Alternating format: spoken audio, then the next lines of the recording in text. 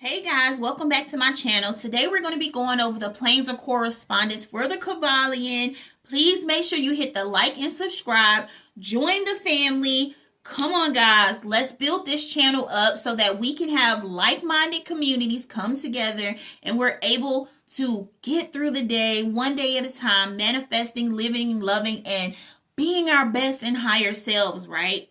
Because on this journey, we are looking to elevate ourselves. And if you're watching this video, then I know you're on that journey too with me. Now, today we're going to be doing the planes of correspondence.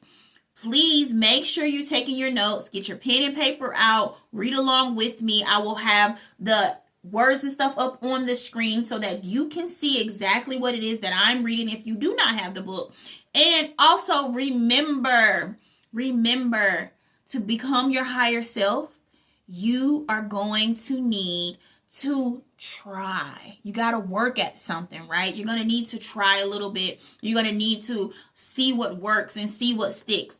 But today, in today's video, we're going to be talking about the law of correspondence, which states as above, so below. And we're going to get into that right now. All right, let's get started. The planes of correspondence. As above, so below. As below, so above. The Kybalion. The great second Hermetic principle embodies the truth that there is a harmony, agreement, and correspondence between several planes of manifestation, life, and being. The truth is a truth because all that is included in the universe emanates from the same source.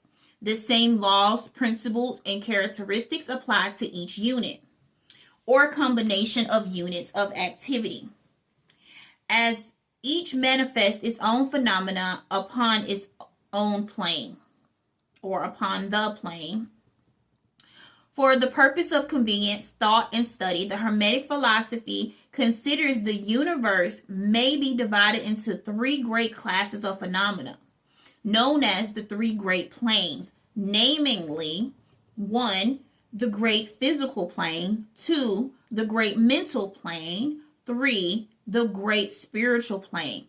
These divisions are more or less artificial and arbitrary, for the truth is that all of the three divisions are but ascending degrees of the great scale of life, the lowest of which is undifferentiated matter and the highest point of spirit.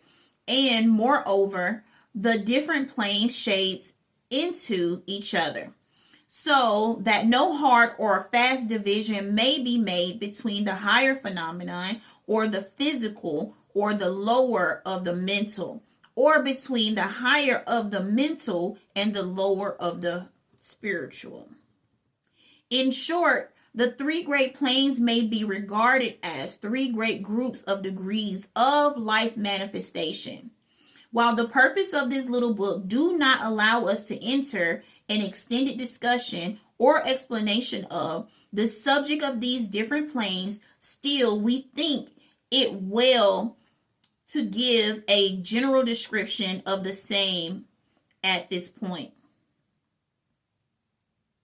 At the beginning, we may as well consider the question so often asked by the neophytes, who desire to be informed regarding the meaning of the word plane, which term has been freely used and poorly explained.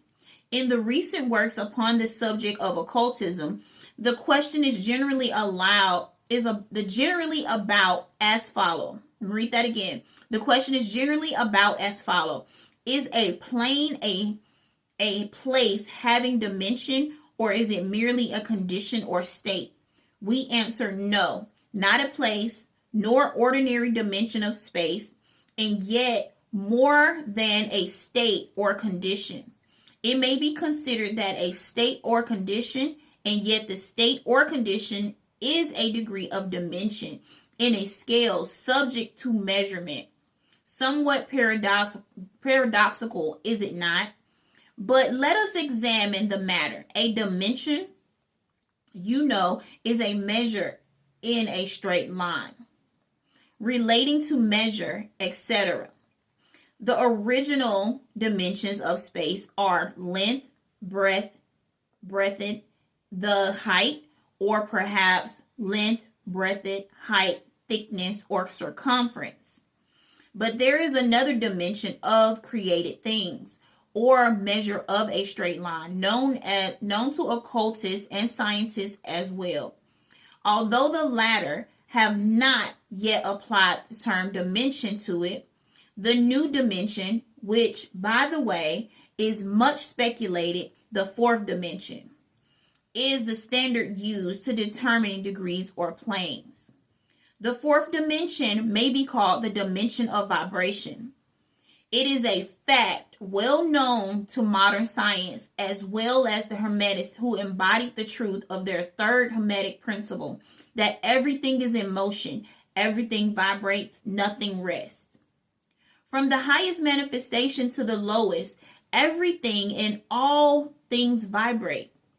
Not only do they vibrate at different rates of motion, but as the different direction, but in different directions, and in a direction. Let me read that again, guys. I'm so sorry. Back. But as in different directions and in different matter. The degrees of the rate of vibration constitute the degrees of measurement on the scale of vibration. In other words, the degrees of the fourth dimension, and these degrees form what occultists call planes. The higher the degree of vibration, the rate of vibration, the higher the plane, the higher the manifestation of life occupying that plane. So that while a plane is not a place, nor yet a state or condition, yet it possesses qualities common to both. We shall have more to say regarding this subject of the scale of vibration in our next lesson, in which we shall consider the Hermetic principle of vibration. You will kindly remember, however, the three great planes are not actually divisions of the phenomena of the universe, but merely arbitrary means or arbitrary terms used by the Hermeticists in order to aid in the thought and study of the various degrees and forms of the universal activity and life. The atom of matter, the unit of force, the mind of man, and the being of the archangels are all but degrees in scale, and all fundamentally the same. The difference between solely a matter of degree and a rate of vibration. All the creations of the all, and having existence solely within the infinite minds of the all. The Hermetists subdivide each of these three great planes into minor planes, and each of these latter are subdivided into subplanes, all divisions being more or less arbitrary, shading into each other and adopted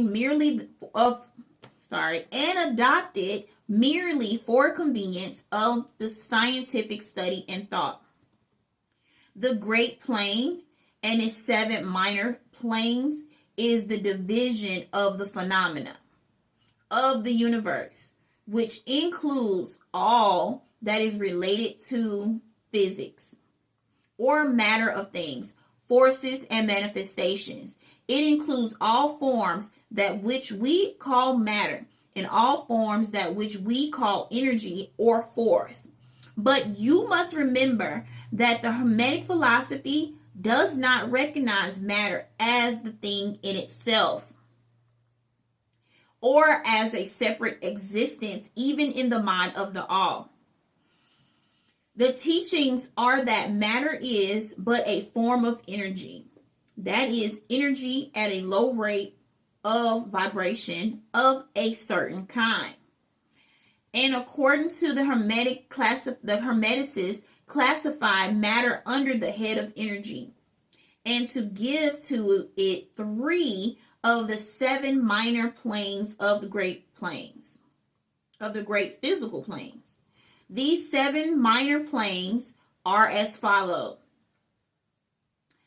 the plane of matter, A; the plane of matter, B; the plane of matter, C; the plane of ethereal substance, the plane of energy, the plane of energy B, plane of energy A, plane of energy B, and the plane of energy C. The plane of energy, I already said C, so let's keep going. The plane of matter A comprises of forms of matter in its forms of solids, liquids, gases, as generally recognized by the textbooks on physics. The plane matter B comprises certain higher or more subtle substance or forms of matter of the existence in which modern science is now recognizing the phenomenon of radiant matter. In its phases of radium, belonging to the lower subdivision of the minor plane, the plane matter of C comprises of forms of the most subtle and tenacious matter, the existence of which is not suspected by ordinary scientists.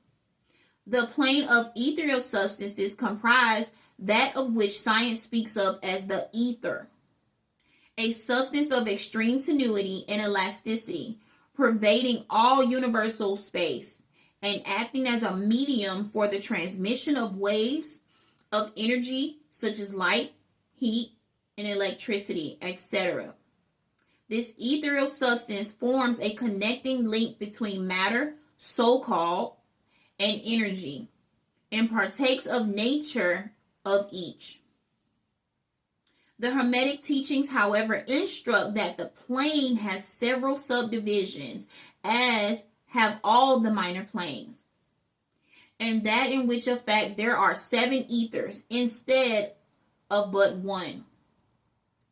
Next, the plane of ethereal substance comes from the plane of energy A, which comprises the ordinary forms of energy known to science. Its 7 subplanes being, respectively, heat, light, magnetism, electricity, and attraction, includes gravity, cohesion, and chemical affinity, etc. And several other forms of energy indicated by the scientific experiments, but not yet named or classified. The plane of energy B comprises of 7 subplanes of higher forms of energy not as yet discovered by science, but which we have called the nature's finer forces, which is called into operation in manifestation of certain forms of mental phenomena, and by which certain phenomena becomes possible. The planes of energy C comprises 7 subplanes of energy so highly organized that it bears many of the characteristics of life, but which is not recognized by the minds of men on an ordinary plane or development, being available for the use on beings of the spiritual plane alone. Spiritual planes. Such as energy is unthinkable to the ordinary man and may be considered almost as the divine power. The beings employing the same are as gods, compared even to the highest human types known to us. The great planes comprise those forms of living things known to us in ordinary life, as well as certain forms not so well known except to the occultists. The classification of the 7 minor mental planes is more or less satisfactory and arbitrary, unless accompanied by the elaborate explanations which are foreign to the purpose of this particular work. But we may as well mention them.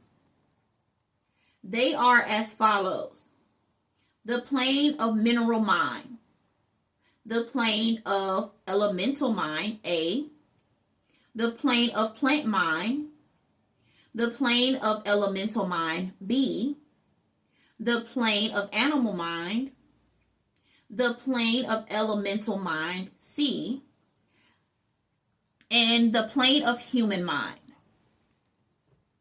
The plane of mineral mind comprises the state or conditions of units or entities or groups and combinations of the same, which animate the forms known to us as minerals, chemicals, etc. These entities must not be confounded with the molecules, atoms, or corpuscles themselves, the latter being merely the material bodies or forms of which these entities, just as man's bodies is but his material form and not himself. These entities may be called souls in one sense and are living beings of a low degree of development, life, and mind.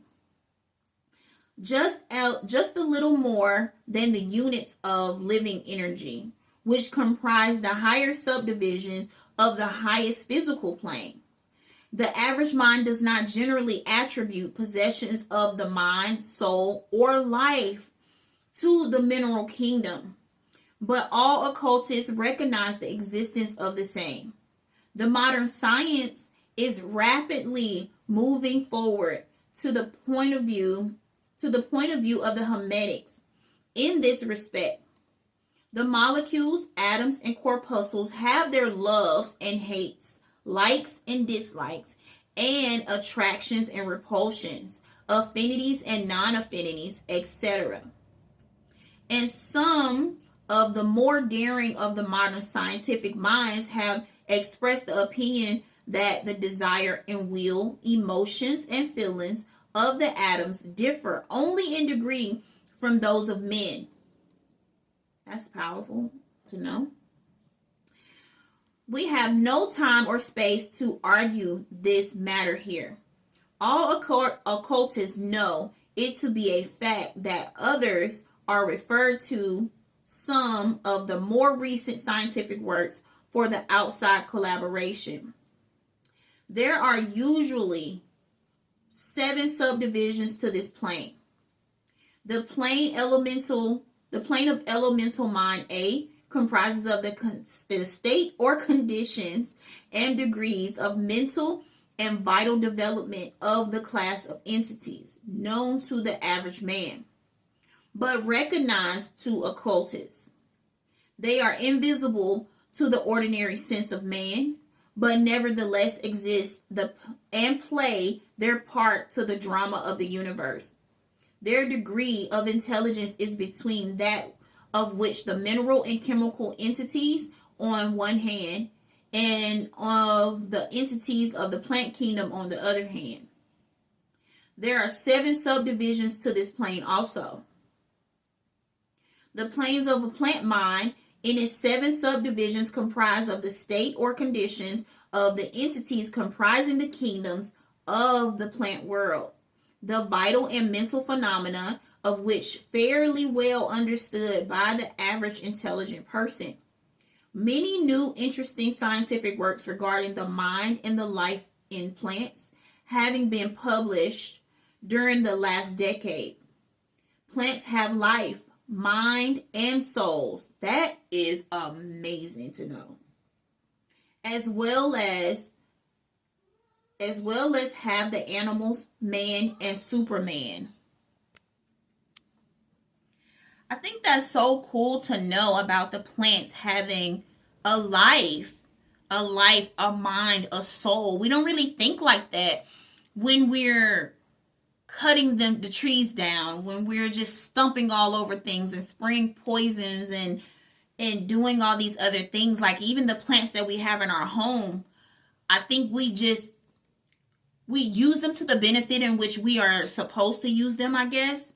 But it's just nice to know that they do have minds. They do have souls. So, for you non-plant lovers, you might want to try, having a plant or two. Because, I think that's powerful to know. I think that's something that we can really take into account, which is why you see people hugging trees and stuff like that. Like, it's really important. I want to hug a tree. I ain't going to even cap to you. I want to be a tree hugger.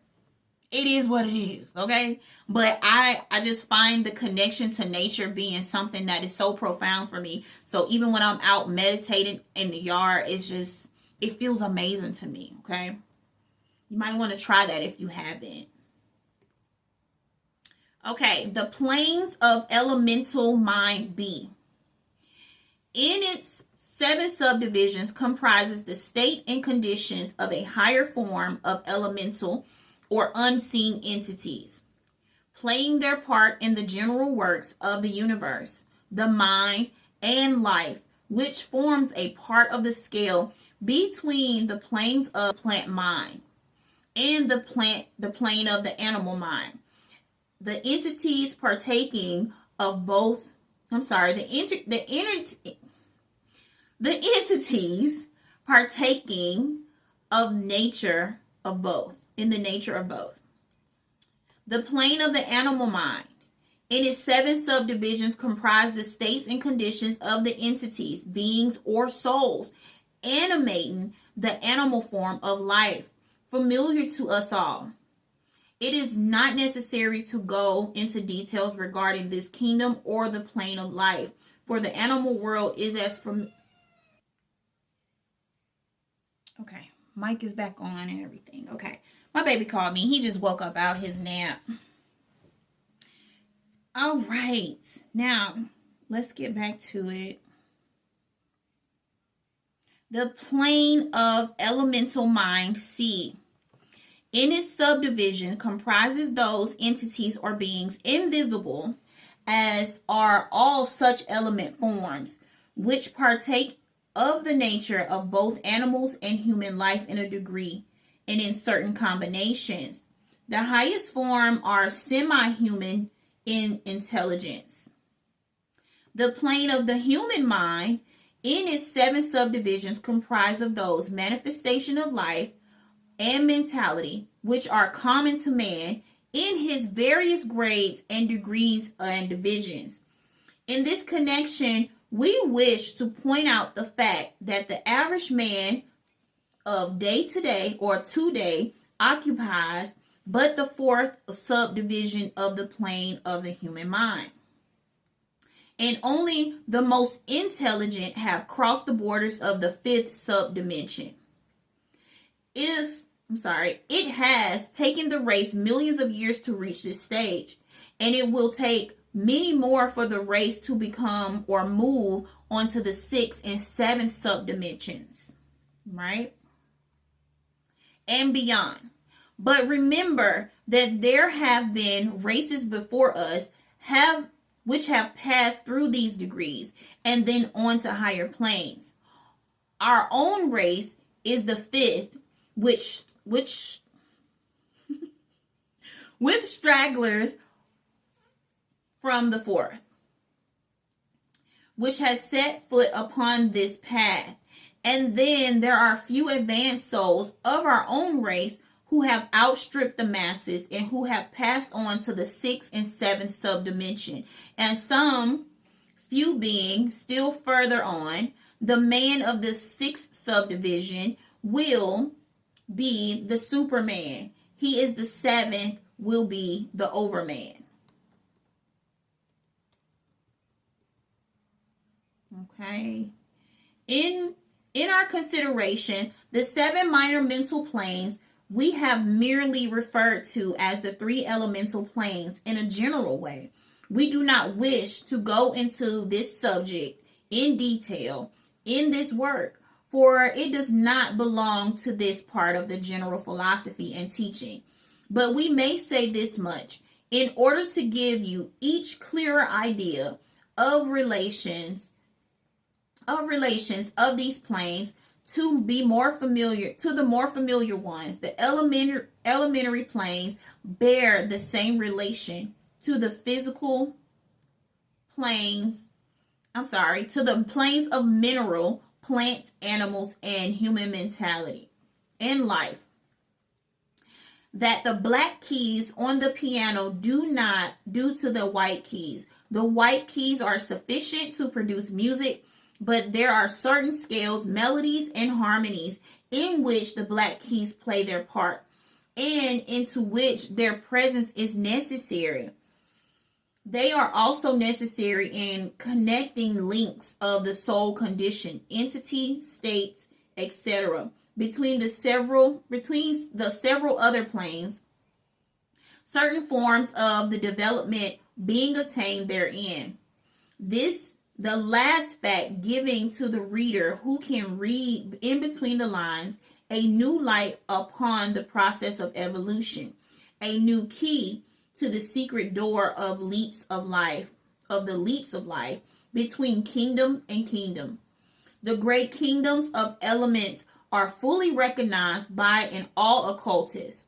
The esoteric writings are full of mention of them. The readers of Bulwer's Zanoni, I hope I'm saying that right, and similar tales will recognize the entities inhabiting these planes of life. Passing on the great mental plane to the great spiritual plane, what shall we say? How can we explain these higher states of being, of life and mind? To minds as yet unable to grasp and understand the higher subdivisions of the plane of the mind, the task is impossible. We can speak only in most general terms. How may light be described to a man born blind? How sugar to a man who has never tasted sweets? How harmony to one that is born deaf? All that we can say is that the 7 minor planes of the great spiritual plane, each minor plane having its 7 subdivisions, comprise beings possessing life, mind, and form as far above that of man of today as latter as above the earthworm, mineral, or even certain forms of energy of matter. The life of these beings are so far transcends ours. Excuse me. That we cannot even think of the details of the same. Their minds so far transcends ours that to them we scarcely seem to think. And our mental process seems almost akin to material processes. The matter of which these forms are composed is of the highest planes of matter. Nay, some are even said to be clothed in pure energy. What may be said of such beings? On the 7 minor planes of the great spiritual plane exist beings of whom we may speak of as angels, archangels, demigods. On the lower minor planes dwell those great souls to whom we call masters and adepts. Above them come the great hierarchies and angelic hosts, unthinkable to man. Above those come to those who may, without reverence, be called the gods. So high in scale of being are they, their being, intelligence, and power, being akin to those attributed by the races of men to their conceptions of deities. These beings are beyond even the highest flights of human imagination, the word divine being the only applicable to them. Many of these beings, as well as angelic hosts, take the greatest interest in affairs of the universe and play important parts in its affairs. These unseen deities and angelic helpers extend their influence freely and powerfully in the process of evolution and cosmic progress. These occasional interventions and assistance in human affairs have led to many legends, beliefs, and religions and traditions of these races, past and present. They have superimposed their knowledge and power upon the world again and again, all under the law of the all, of course. But yet, even the highest of these advanced beings exist merely as creations of and in the mind of the all, and are subject to the cosmic processes and universal laws. They are still mortal. We can still call them gods if we like, but still, they are the elder brethren of the race. The advanced souls have outstripped the brethren, who have foregone the ecstasy of absorption by the all. In order to help the race on its upward journey along the path, but yet belong to the universe and the subject to its conditions, they are mortal. And their planes are below what is absolute, that of the absolute spirit. Only the most advanced hermeticists are able to grasp the inner teaching regarding the state of existence and the powers manifested on the spiritual planes. The phenomenon is much higher than that of the mental planes, that a confusion of ideas would surely result from an attempt to describe the same. Only those whose minds have been carefully trained along the lines of the Hermetic philosophy for years, yes. Those who have brought with them from other incarnations and knowledge acquired previously can comprehend just what is meant by the teachings regarding the spiritual plane. And much of their inner teachings is held by the Hermeticists as being too sacred, important, and even dangerous for the public dissemination. The intelligent student may recognize that what we mean by this when we state the meaning of spirit, as used by the Hermeticists, is akin to living power, animated force, inner essence, essence of life, etc., which must mean not to be confounded with that usually the commonly employed and in the connection with the terms, i.e., religion, spiritual, ethereal, holy, etc. To the occultist, the word spirit is used in a sense that is animating principle, carrying with it the idea of power, living energy, mystic force, etc. The occultists know that which is known to them as spiritual power may be employed for evil as well as good ends, in accordance with the principle of polarity. A fact which has been recognized by the majority of religion in their conceptions of Satan, Beelzebub, and the devil, Lucifer, fallen angels, etc. And so the knowledge regarding the planes has been kept in the holy of holiest in all esoteric fraternities and occult orders, in secret chambers of the temple. But this may be said here, that those who have obtained high spiritual powers have misused them, have a terrible fate in store for them. And the swing of the pendulum of rhythm will inevitably swing them back to the furthest extreme of material existence, from which point they must retrace their steps spiritward, along with the weary rounds of the path, but always with the added torture of having always with them the lingering memory of the heights from which they fell, owing to their evil actions. The legends of the fallen angels have a basis in actual facts. As all advanced cultists know, the striving for selfish power, on spiritual planes inevitably results in its selfish souls losing its spiritual balance and falling back as far as it has previously risen. But even such a soul, the opportunity of return is given. The soul makes the return journey, paying the terrible penalty according to the invariable law. That's important to know. That's why it's good to keep your head on right. Because that having to return back, all the way back, really, to all the progress that you've already made, like losing all the progress that your soul has already made is crazy. It's crazy. That's why, guys, we do our best. We keep rising higher, and we keep trying one day at a time to be the best version of ourselves, because who wants to do that?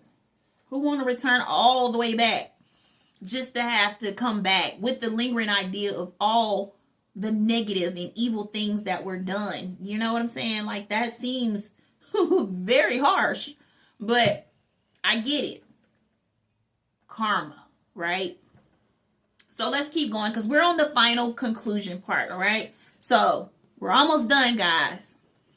All right. In conclusion, we again remind you that according to the principle of correspondence, which embodies the truth, as above, so below, as below, so above, all the 7 Hermetic principles are in full operation on all of the many planes: physical, mental, and spiritual. The principle of mental substance, of course, applies to all the planes, for all are held in the mind of the all. The principle of correspondence manifests in all, for there is a correspondence, harmony, and agreement between the several planes. The principle of vibration manifests on all planes. In fact, the very difference that go to make the planes arise from vibration, as we explained. The principles of polarity manifest on each plane. The extremes of the poles are being apparently opposite and contradictory. The principles of rhythm manifest on each plane. The movement of the phenomenon having its ebb and flow, rise and flow, incoming and outgoing. The principle of cause and effects manifests on each plane. Every effect having its cause, and every cause having its effect. The principle of gender manifests on each plane. The creative energy being always manifest and operating along the lines of the masculine and feminine aspects. They have a quote here. It says, as above, so below. As below, so above. This century-old Hermetic axiom embodies one of the great principles of the universal phenomena. As we proceed with the consideration of remaining principles, we will see even more clearly that the truth of the universal nature of this great principle of correspondence. And guys, we have made it through the principle of correspondence. Thank you so much for being here.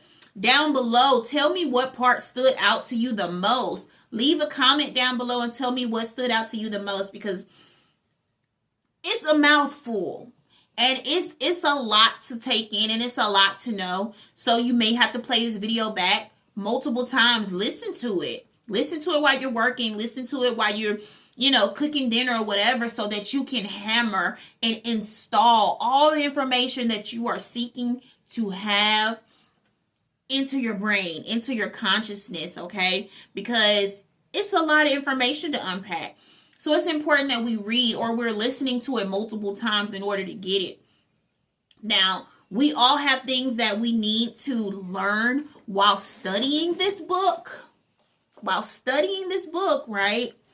So every day is an opportunity to learn. Every day is an opportunity to open our minds up to the things that we want to learn, the things that we want to do. So never give up, guys. Even if you don't understand something about this book, find ways of seeking out the information and breaking it down so that you can understand each and every little step. I hope you guys took your notes today. Now, until next time, guys, I bid you adieu. And I pray that everyone who's watching this video receives everything that they desire. That everything you want comes to you on a scale of 10 billion, okay? You deserve that peace. You deserve that love. You deserve that knowledge. You deserve that wealth. You deserve it all. So until next time, guys, make sure you leave me a comment down below and hit the like and subscribe so that YouTube knows that you like these type of videos, that you want to see more of these videos. And if you're on this journey with me and you're watching this video, then I know you're on your journey to self-development and growing and spiritually enhancing yourself. So, guys, until next time, peace.